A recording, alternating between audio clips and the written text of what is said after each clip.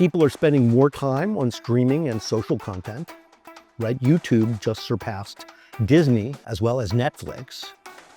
So it gives you an idea. People are attracted to bespoke content that's authentically made by other people, as well as AI-generated content. There is no longer a monopoly, right? The public decides. Run it up.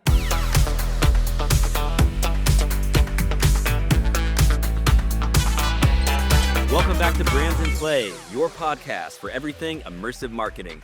I'm Nick Hill, co-founder and chief innovation officer at Sawhorse. And I'm Val Vacante. This week in the news, Epic lays off a fourth of its staff. Roblox new controversial ad policy. Minecraft opens a theme park in London, and Pokémon GO goes from Pikachu to pizza delivery. Then, for our real-time review, we're taking you to the location-based VR experience Excurio in Austin.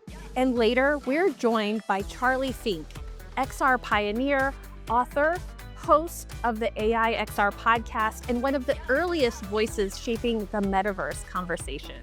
That's right, and if you're enjoying Brands in Play, make sure to subscribe and follow. Every week, we break down how brands, platforms, and creators operate inside of UGC gaming and immersive media. Let's get into it. Let's go. Run it up. Val, what's up? How's your week?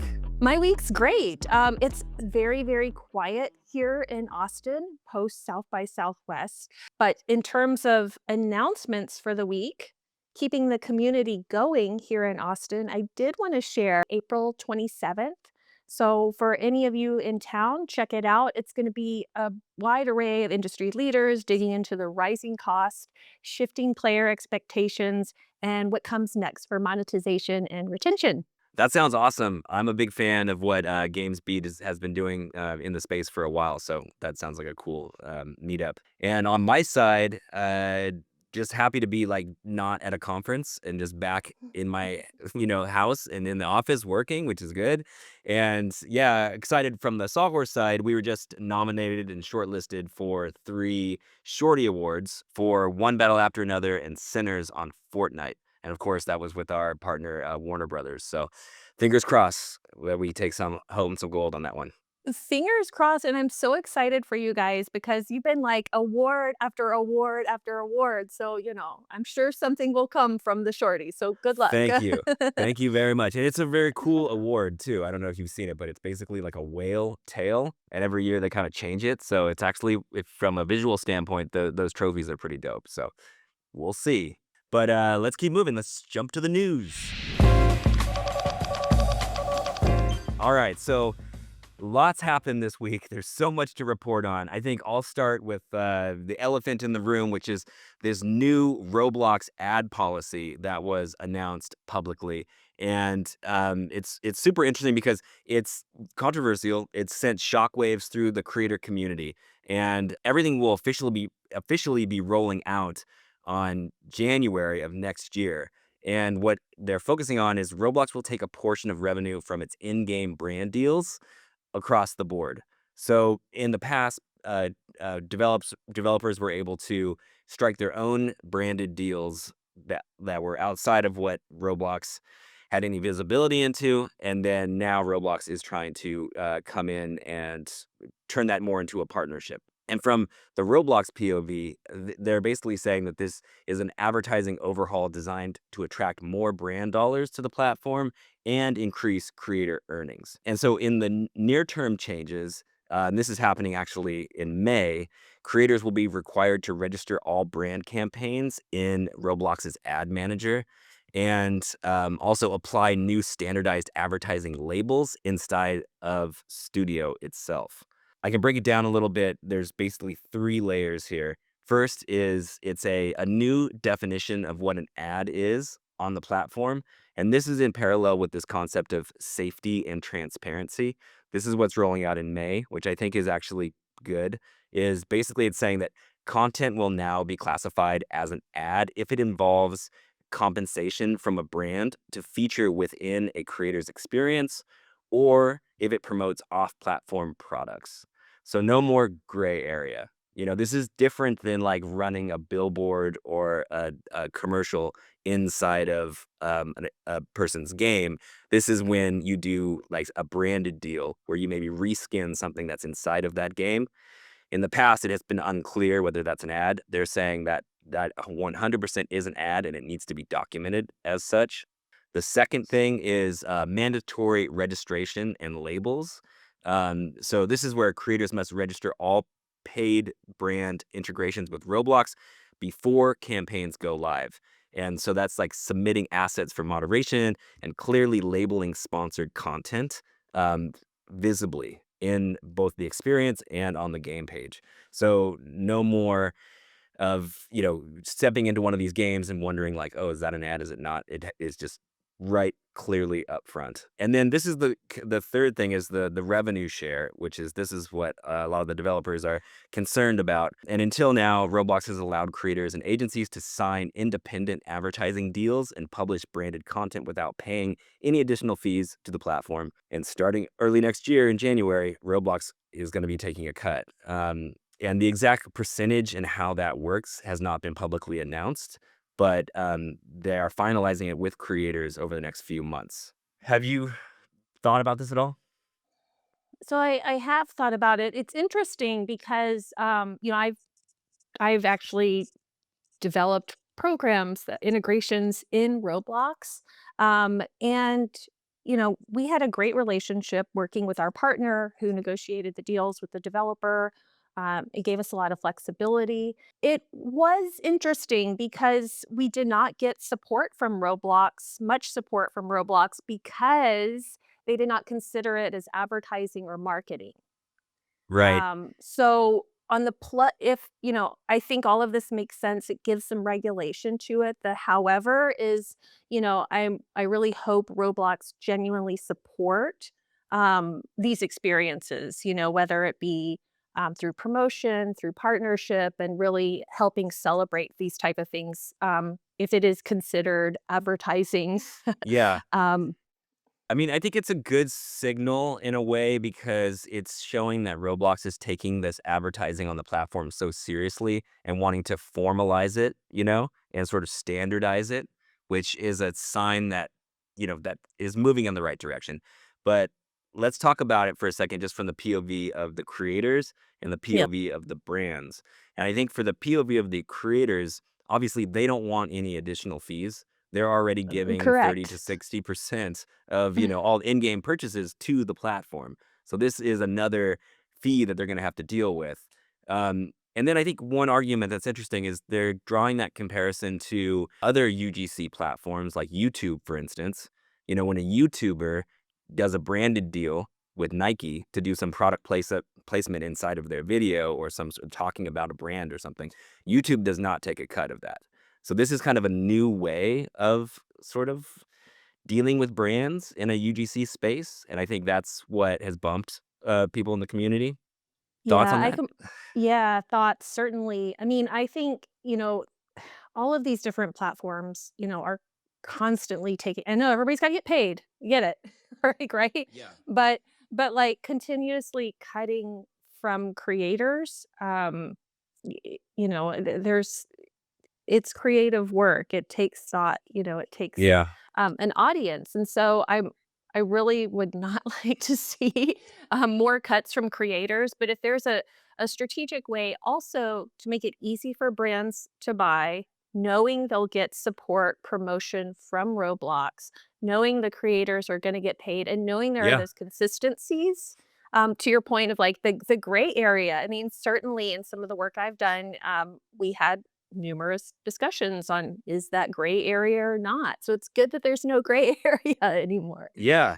Well, look, you just basically kind of like touched on the positive side of this. It could be an ecosystem that everybody benefits from, and it's very transparent and it's very standardized. That's the perfect world scenario. Will we get there? Not quite sure. And how brands can benefit at this point is like it's better transparency. They can scale this. There's no gray area. Roblox is, attached to every single one of these. So there's some pros there. And I think just leaving the last note on this is that I think that the ad tech product that Roblox has rolled out as far as like running billboards and videos across games, clearly that is not working on its own. So that's why they need to go outside of the box and try to find different ways of monetizing the brand engagement. And, in their defense, I'll just point out that Roblox is free to use and free to build on, and that costs a lot of money. And Roblox has to turn a profit. So, if this type of stuff is inevitable, my question is this the best path to monetizing and growth? Time will tell. What do you got next? So what I have next is taking IP IRL. So we've seen this ongoing trend over the years, really embracing fandom. And the big story here is Minecraft World opening in London in 2027.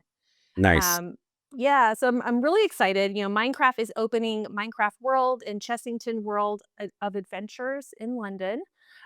This was made during Minecraft Live, confirming, a major new chapter of the franchise. We've seen a ton over the years. Obviously, there's the game, there's the merch, there's the movie that had the big success. Mhm. And so now taking it IRL is super interesting. Mojang Studios, they partnered with Merlin Entertainments to bring the experience IRL into the theme park world. The goal's really to translate the game core elements that you know and love IRL into the physical space. So it's very exciting. We're going to see guests are going to be able to explore areas inspired by those biomes, the textures, the in-game environments. And the park's going to include the first ever Minecraft roller coaster.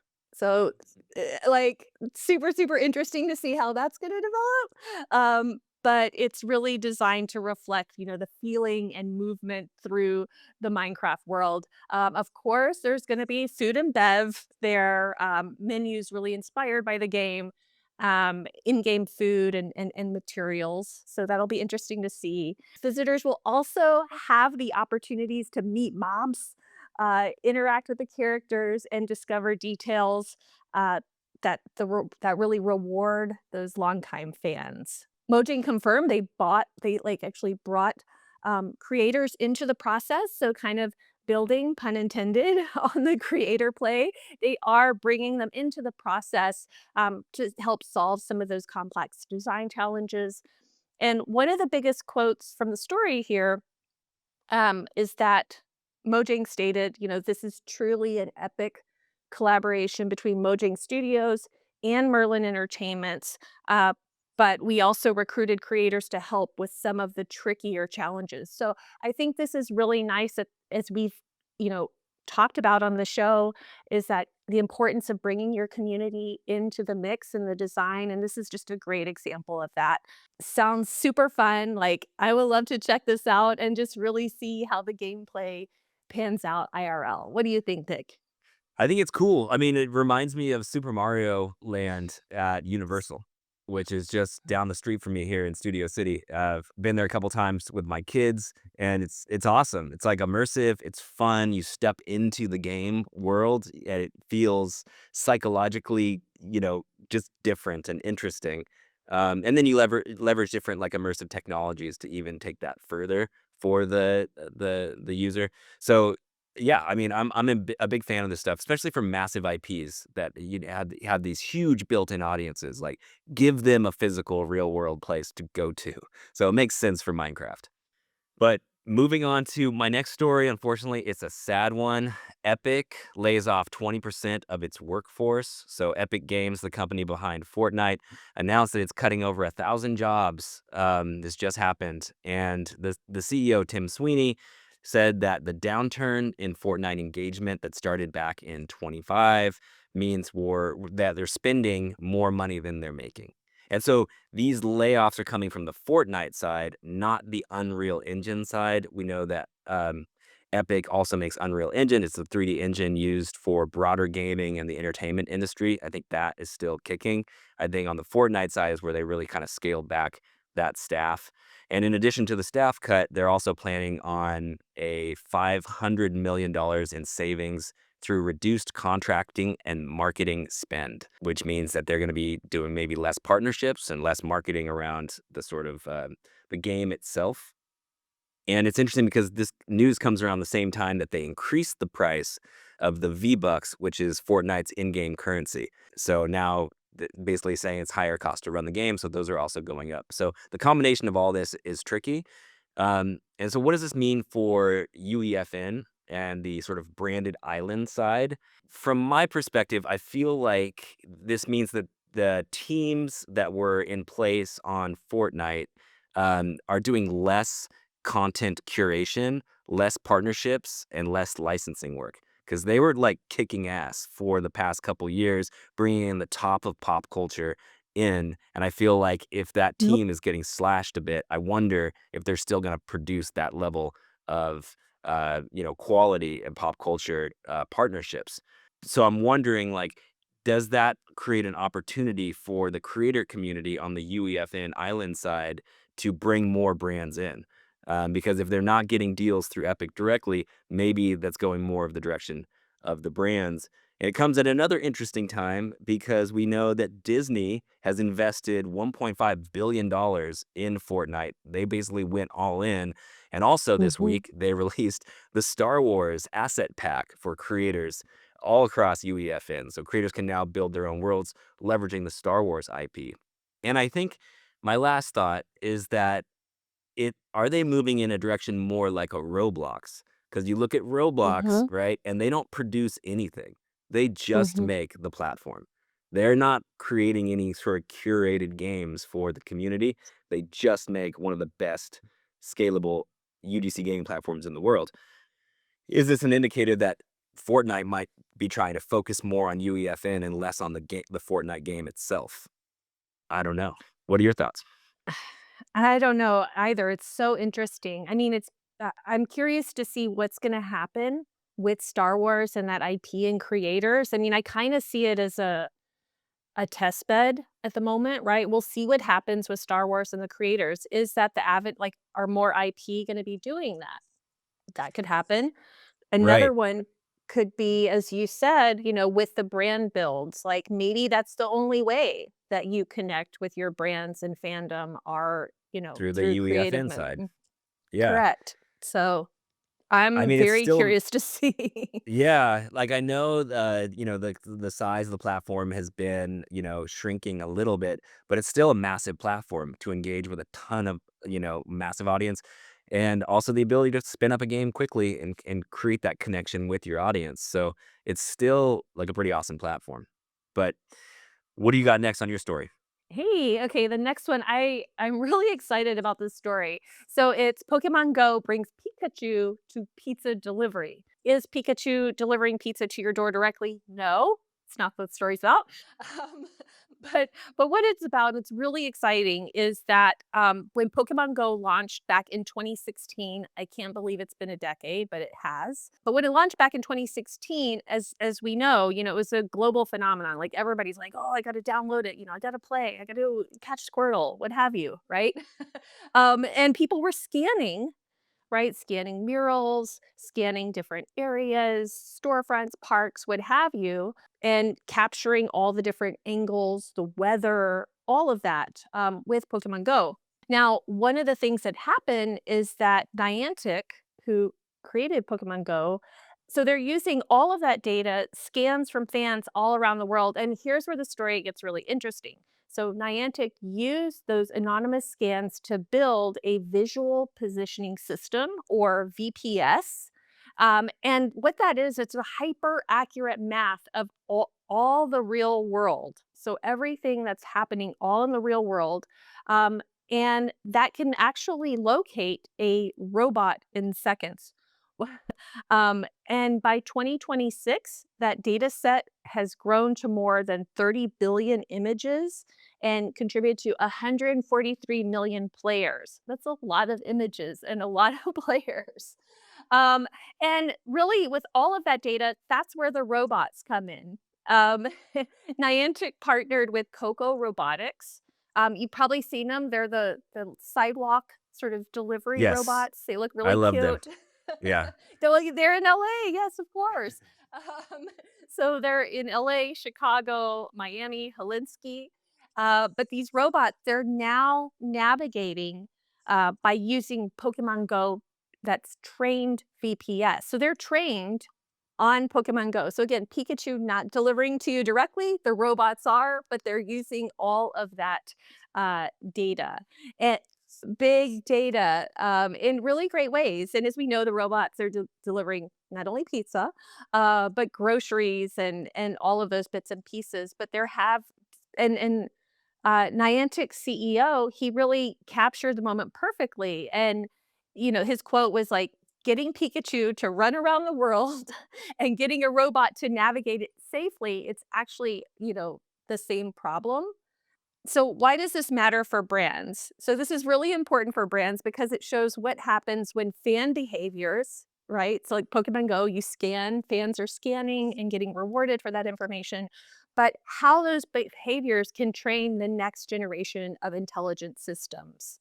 Yeah, no, it's smart. And I got one of those delivery robots the other day and it worked seamlessly. And it's crazy how like the personification of technology, it had a name, it had a little cute eyes, and I felt like I had to respect it or help it in some way. It just works. Very fun, but I'm glad to see that. Awesome. Well, let's keep it moving. Let's go to real time review.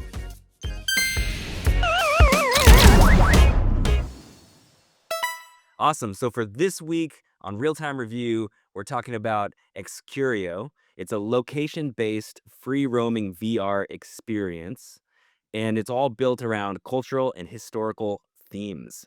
Basically, think museum meets IMAX meets theme park, all inside of a VR headset. And so this company partners with academic institutions and entertainment IP holders to build all of these custom VR location-based experiences. And right now there's 25 venues in over 10 countries, and they have big plans to expand a ton of new locations as well. Val and I were in Austin, so they have a location there. We went to it. And what's interesting about this is that they can run multiple experiences all at the same time with no set schedule. So basically, you can show up at any time you want, select the experience that you want, and go in and experience that with your friends. You don't have to, not like a movie theater that says, like, oh, at 12 o'clock, this one is running. So there's huge scalability potential there. The average runtime of the experience is 45 minutes. So you can kind of think of it as like an immersive sort of interactive movie that you would go to that is 45 minutes. The target audience is really interesting. It's broad.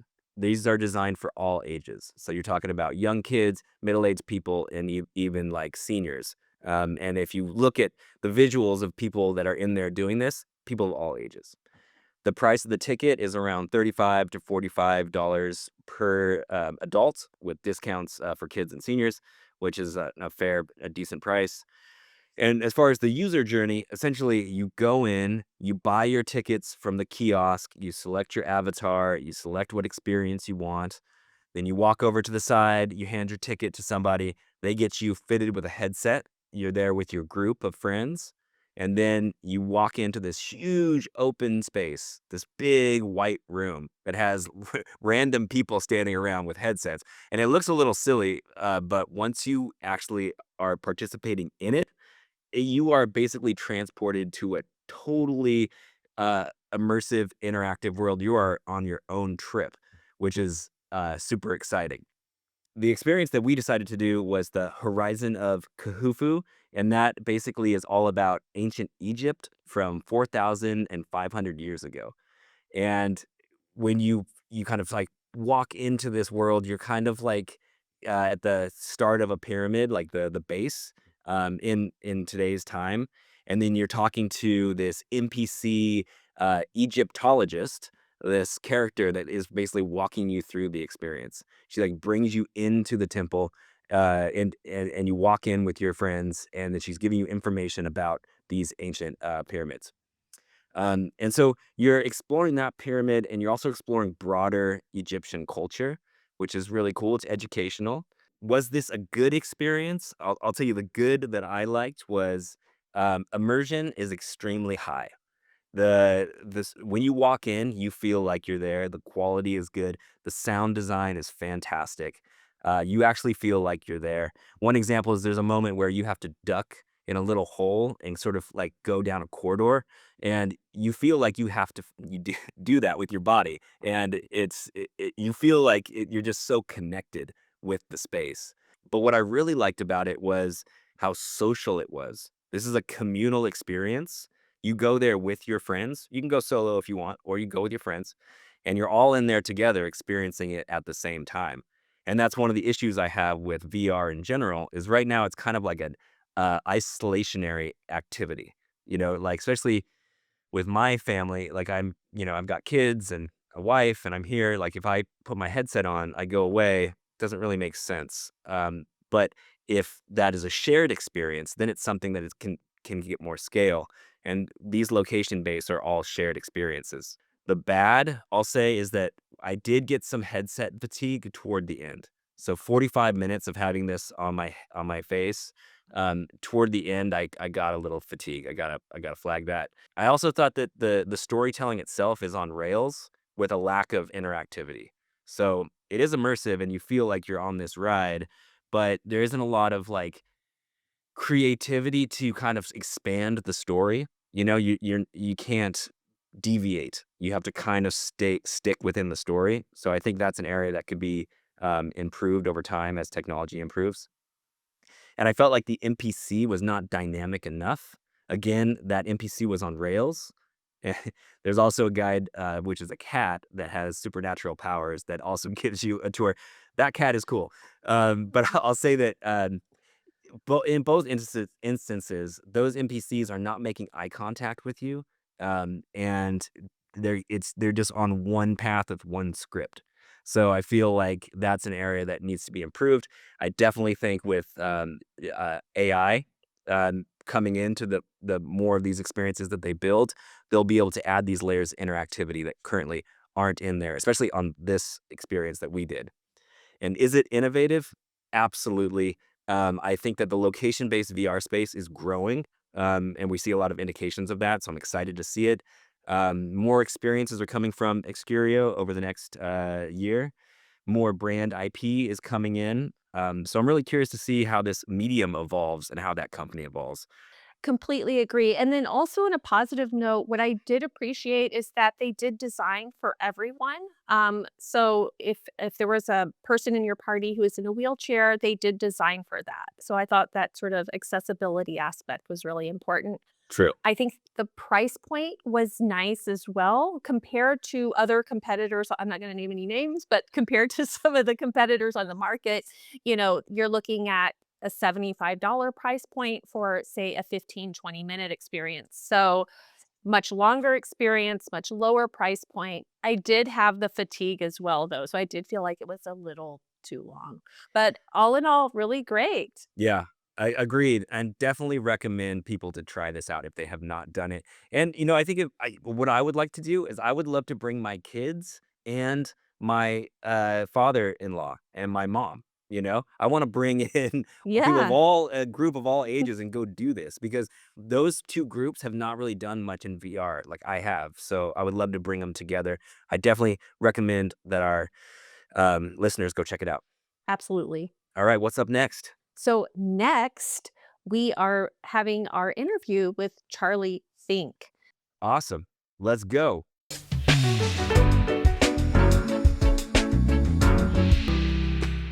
Please join me in welcoming Charlie Fink, one of the most influential storytellers and technologists shaping the future of AI, XR, and immersive media.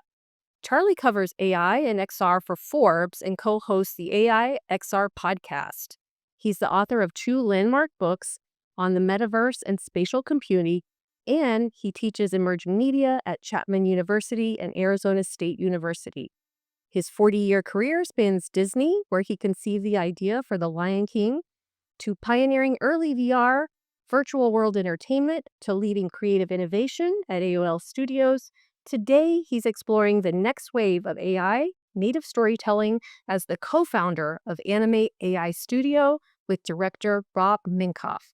Charlie, welcome to the show. Thanks for having me. I'm happy to be here. Yes, thanks for joining us. So, Charlie, before we dive in, can you share a little bit about your role? You are like a renaissance man. You do so many different things. So tell us like what you're working on, what you're up to, and all the various roles you have.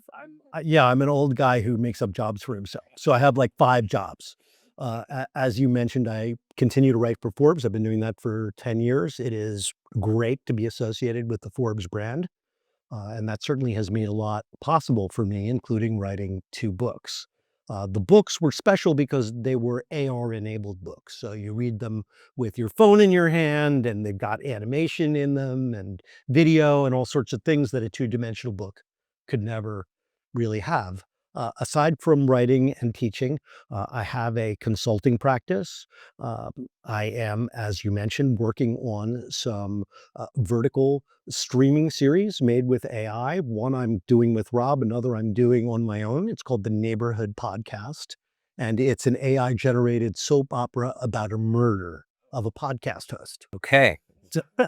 So, of course, I continue to do a lot in immersive media. It's part of my beat at Forbes. I'm very passionate about VR.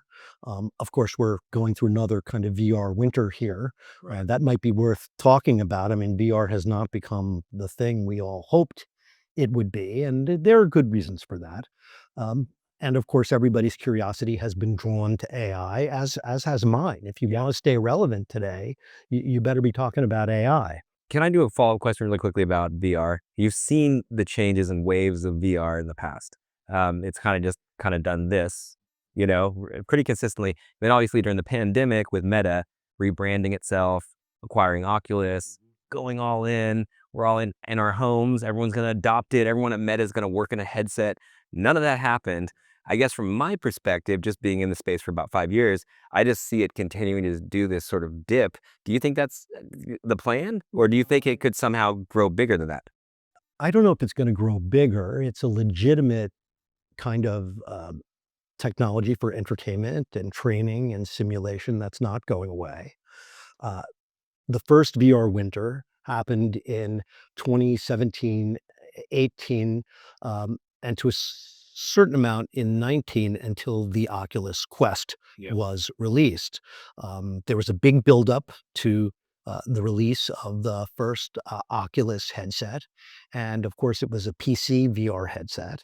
There wasn't a lot of content. It's technically difficult for consumers to get into PC VR. There's external trackers. And so when people finally realized what VR was about in 2016, it crashed, right? And all the investment that had been around the excitement of the acquisition of Oculus kind of faded away.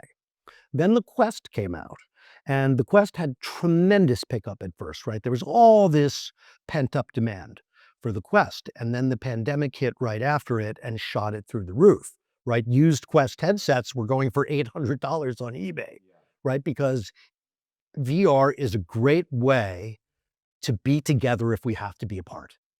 And if we have another pandemic, VR will be back because that is a really, really great application of the technology. But the truth is, we were all saying as the pandemic ended, well, when the headset is lighter, when it can do this, when it can do that, it'll explode. It'll become like the Nintendo Switch or maybe even the PlayStation. Well, it is all those things. And that didn't happen because, and as a student said to me, and somebody very passionate about VR said, I have too many appointments with other screens. So in a environment like this, with so much going on with social media, with AI, with everything that is going on in the world, people are just not that interested right now. There is a niche of gamers, a niche of people who are in VR chat and socializing in it and using it in the way we did during the pandemic, but it's a small group of people. Right. And it has not captured the imagination of the public at large. I think it was interrupted by AI. That's part of the reason, but it's not the only reason. So I think we're going to see VR continue to grow very slowly out of the spotlight. I think it will have a moment again in the future during the next pandemic or whenever we need to be apart but want to be together. But it's not going to be a game platform like the Switch or like the PlayStation. We were wrong about that. I'm disappointed, but I have turned my attentions to other things because we do live in a moment of accelerated change and lots of different platforms and lots of things happening socially, economically, and politically that make my interest in VR seem very small by comparison. So yes, I think we are gonna be going up and down, but I think now we're gonna see kinda quiet, slow growth out of the spotlight. It's a niche technology. It's a great technology, but there aren't that many people who are interested in it. One of the things you had talked about before, Charlie, was really like there was this, as you said, this sort of standstill for whatever was VR, but how AI is going to unlock that. So, One of love the to hear more about Yeah, that. well, one of the difficulties with VR, it's very hard to make content, right? And I teach that. And game engines are really, really hard tools to make content with, and you really have to use them every day to be good at it. And that is a commitment that most artists, particularly students, but most artists generally are not going to make, right? It's very, very hard technology. The introduction of AI is going to provide a layer of convenience and access to those tools that we have never had before. So I am optimistic that my students at Arizona State, for example, will be able to do much more with much less. And they won't need to be finding a programmer necessarily to help them build their levels or their 3D worlds. They'll be able to do that themselves with AI agents and with hand holding from language models like Claude.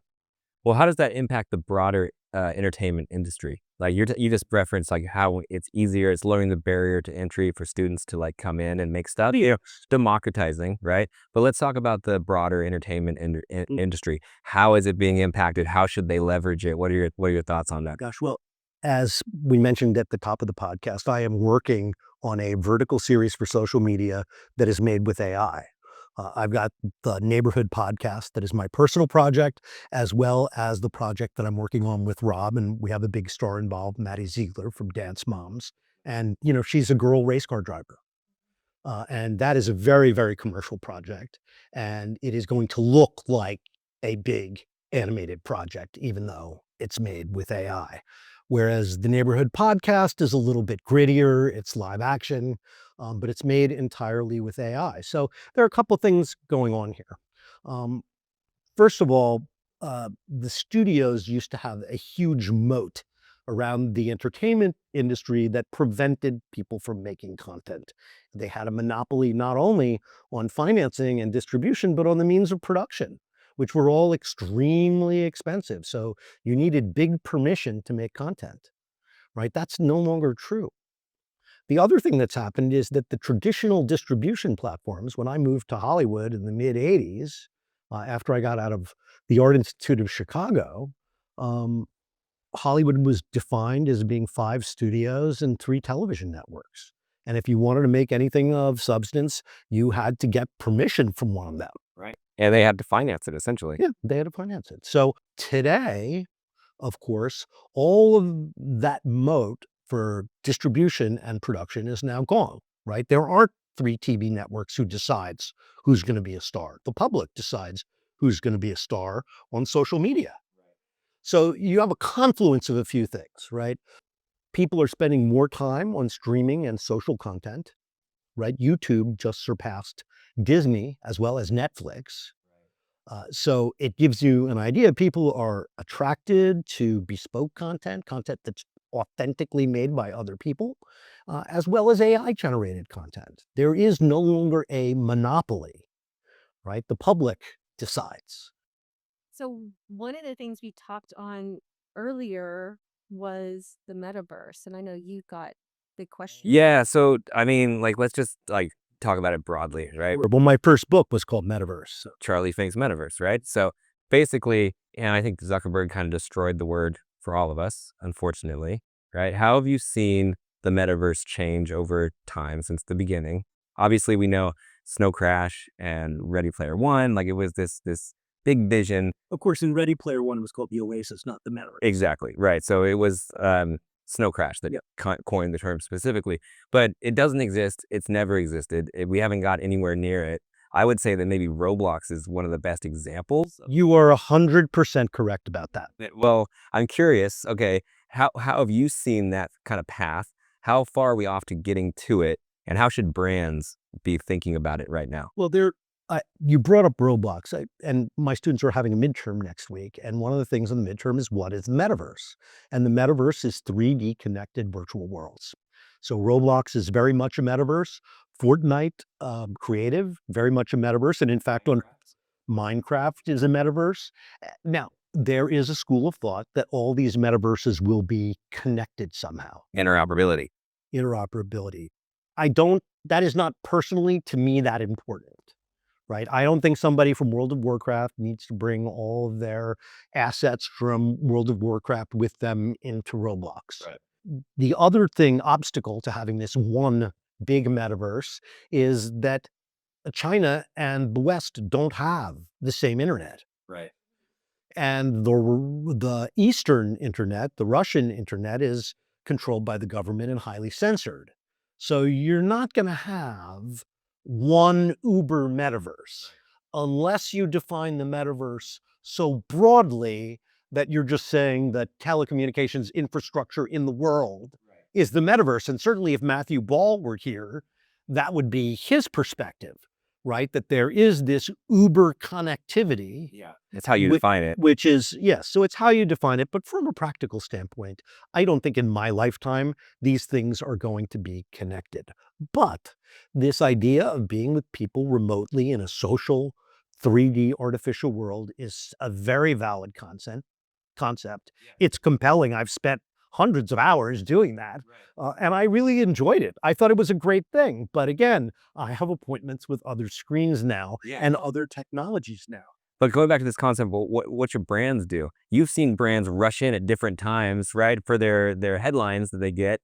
But like, how should they think about it right now? Brands should do what they always do, which is think about the audience. Where is the audience? How do you get their attention? There's so much competition for people's attention. Marketers know you have to be where the people are. You rush around from behind them to get in front of them once you see where people are going. And if the people are on Roblox, brands should be on Roblox. And by the way, Roblox is an unusual opportunity for brands to create worlds and relationships that 2D media, on 2D media that are not possible. So I do think there's a lot going on in gaming. It has grown exponentially in the past 20 years to surpass Hollywood.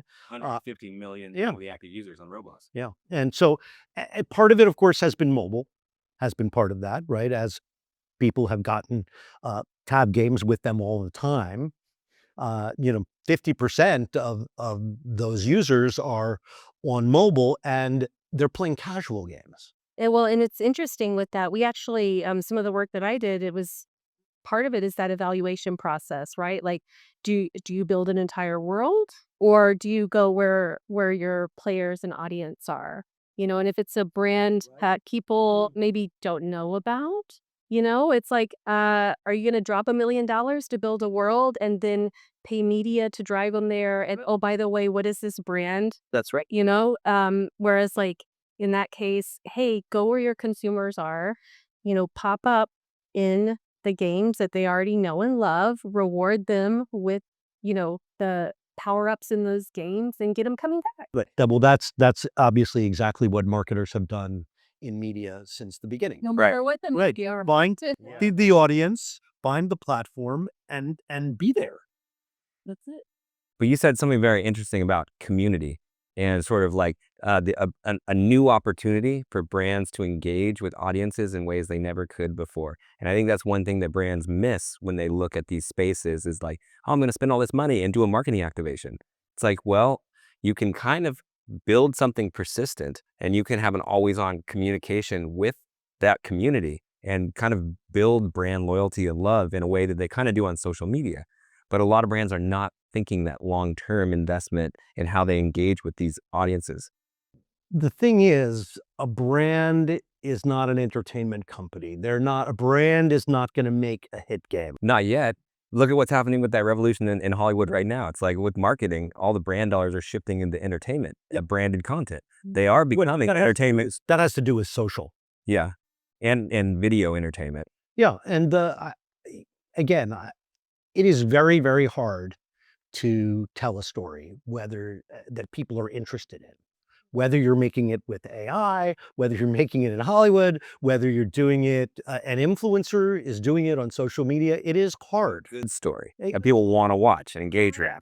And so I think that the mission of brands is to identify that and be there for the people when they get there and be associated with that, because creating it, as Val just pointed out, you could create it, but are they going to show up? Who knows? So not only do you have to spend money creating it, but now you have to spend money driving people to what you created. And it's much more efficient to find something that people are already doing and get in front of them there.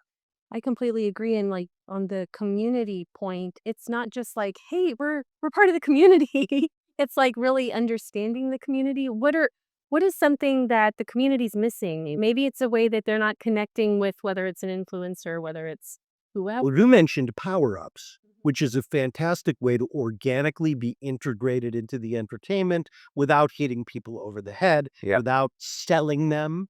You're just there to start to form a relationship with them. And there's a great book. I was actually just talking to somebody from VaynerMedia. I told Val, and one of the things that Gary Vaynerchuk said in his 10-year-old book now, Jab Jab Right Hook, was two things. Number one, you have to groom eyeballs to your presence, and the other thing is, for God's sakes, the days when you're given the hard sell are over. Yeah. Right? You have to be of service. You have to have a welcome voice.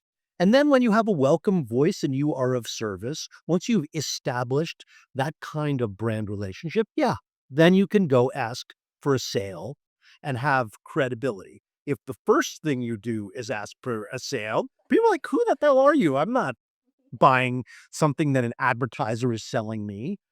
So I think it's a change in attitude. And I think, again, in a world where there's not this media scarcity that we've all grown up with, brands have to view the audience as a relationship and as a community and behave in a way like you would in a community, and not think of that community as something to be advertised to. Yeah.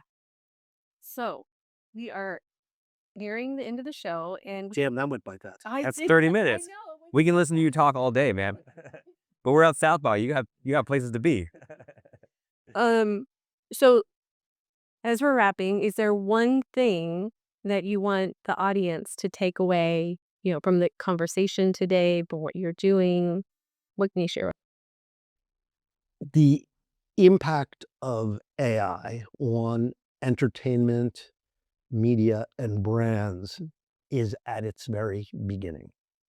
And Scary thought. right now we have a lot of hype and hysteria.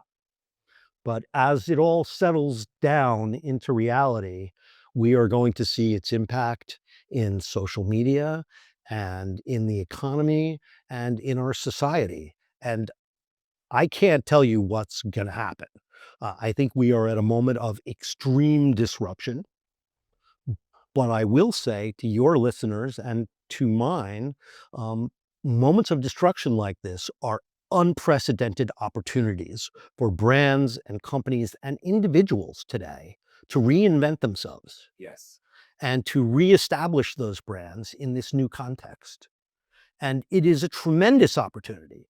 And I think it's a challenge for the leading brands. You led in the old world. How do you lead in the new world? And there are going to be a lot of upstart brands that you've never heard of, That leverage it. but are good at it. Yeah.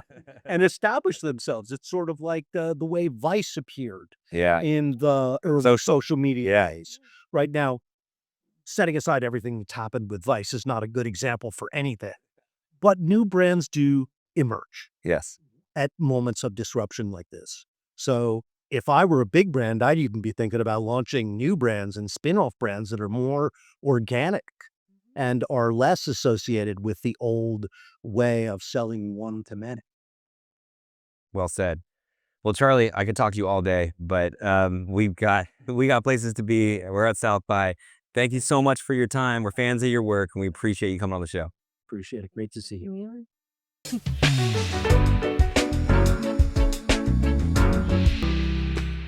Awesome. I really love talking to Charlie. And the thing that I love the most about talking to some of these OGs in the immersive space is that they're drawing on so much experience that I don't have. You know, like I've only been doing this for a few years, but like having them see all of those waves of VR for a couple decades and this deeper concept of like the metaverse and the way they've been thinking about it and the technology that they've seen applied to it, wins and fails, different waves. I think they offer such and Charlie especially has such a unique and interesting point of view on it that I really value.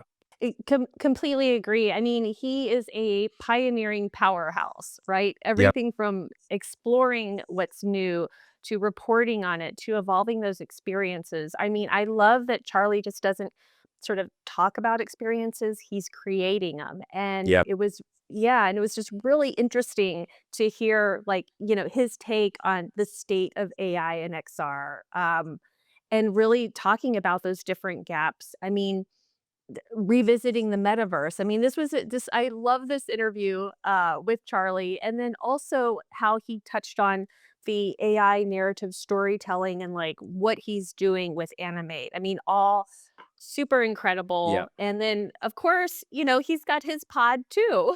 Yep. Um, This guy's so busy. He's doing a lot of things. producer, professor, podcaster. I mean, he's doing it all. So I really, really enjoyed this episode. So thanks. Yeah, that was dope. All right, let's keep it moving. You're up this week. Let's go to hit, miss, and bet. So my hit this week, it's really that IP to IRL. So I love what Minecraft World is doing, as you touched Netflix on. house. Netflix house, exactly. There's, we have Pokemon World coming to Universal in Japan next year. So just more of these fandom, IP, IRL. I'm excited. We're gonna see more of them. In terms of the miss, I mean, unfortunately, the layoffs that are happening, we're seeing it, not only with Epic, but also other places in the industry. What I will say is that I did appreciate how Tim Sweeney talked about his staff. He really reassured the community that these layoffs had nothing to do with the phenomenal staff that he had, but everything to do with some of the changes they had to do. And then just, I guess, rounding it out with our bet, the bet is more of these experiences like we saw Pokemon Go, pizza powering those robots. I betting that we're going to see more companies do this. How can we be smarter with the data we have, to create more joyful experiences? And more robots. I'm here Um, for it. More cute robots, so with personality. That's fair. Well, that's a wrap on this week. Thank you for joining and listening to another episode of Brands in Play. And what's coming up next week? So next week, we're joined by Miriam Schuler, SVP of Marketing at Karl Lagerfeld. We're getting into how luxury brands are using Web3, moving beyond that sort of one-off drops and into longer-term thinking around ownership, identity, and how digital products are extending those brand experiences. That's going to be dope. I'm looking forward to it. And if you're enjoying Brands in Play, make sure to follow the show. Every week, we break down how brands, platforms, and creators operate inside of gaming and immersive media. Edward, please read us out. And that was Brands in Play. Thank you for joining the podcast where we explore immersive marketing and the people who are leading it. Co-hosted by Nic and Val. Our show today was produced and edited by myself, Edward Regiu, alongside our creative producer, Dr. Giovanni Casimiro, and creative director, Ben Caro. Be sure to join us every week for brand new episodes. The views, thoughts, and opinions expressed in this podcast are solely those of the host and guests and do not necessarily reflect the views, policies, or positions of host employers. The information shared during this podcast is based on personal experience and publicly available information and is intended for informational purposes only. Any references to specific platforms, companies, or partnerships are made in a personal capacity and do not imply endorsement